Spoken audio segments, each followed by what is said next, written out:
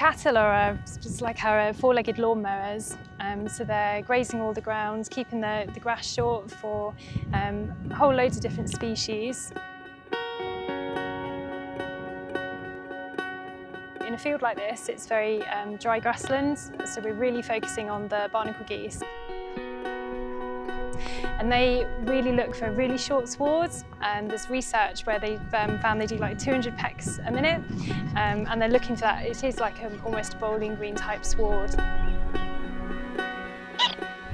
Lapwings, on the other hand, with our wet grassland fields, a bit like where the Belted Galloways are, they create a real kind of mosaic habitat where they're pulling out some of the tougher grasses, they're letting the wildflowers spread more, so they're grazing out some of the dominant species which would shade out those more delicate species as well.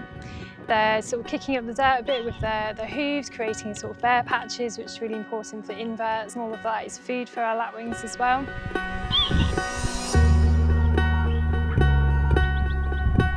So the cattle help us achieve all of that on our reserves in a more natural way than using lots of machinery.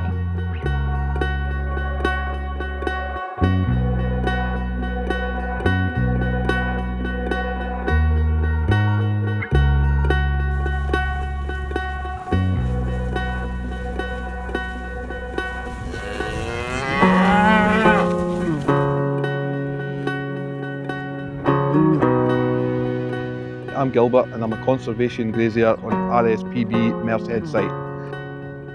We've got a mix of native breeds from Ling, OP Herefords, which is the original population, and the Belted Galloway herd. The Belties are the black and white cattle with the double coat to stand the Scottish weather. Belted Galloways are native to this area.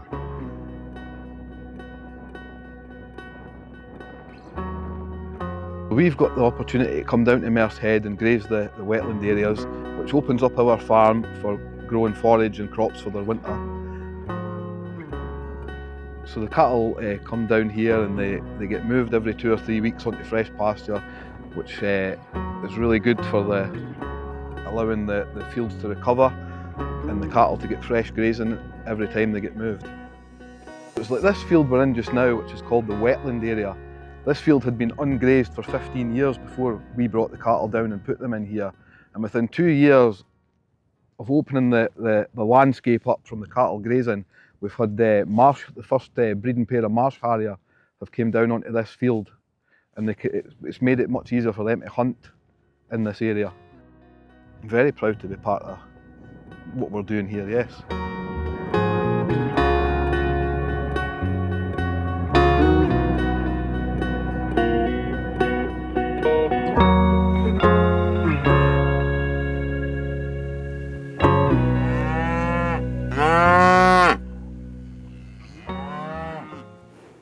This is the Aberdeen Angus crossherd at Mersehead, and they've been coming to Mersehead for around 25 plus years, so a lot longer than I've been working here, and it's the same grazier, Keith Henderson.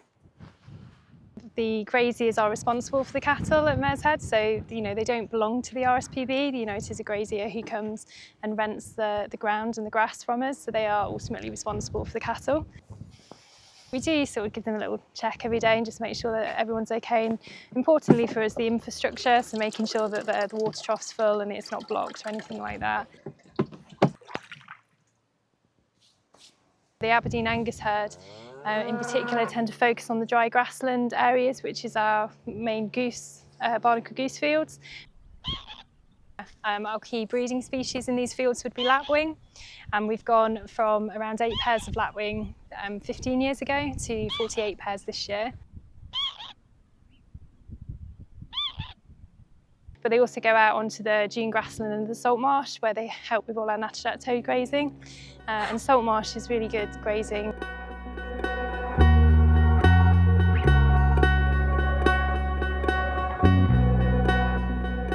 We've got 4 graziers at Mersehead, and across the whole of the reserve they're helping us create those habitats for different species as well. I think it's really important to be being part of the local community, working with various different farmers, all are very local to us, to keep the cattle grazing at Mersehead.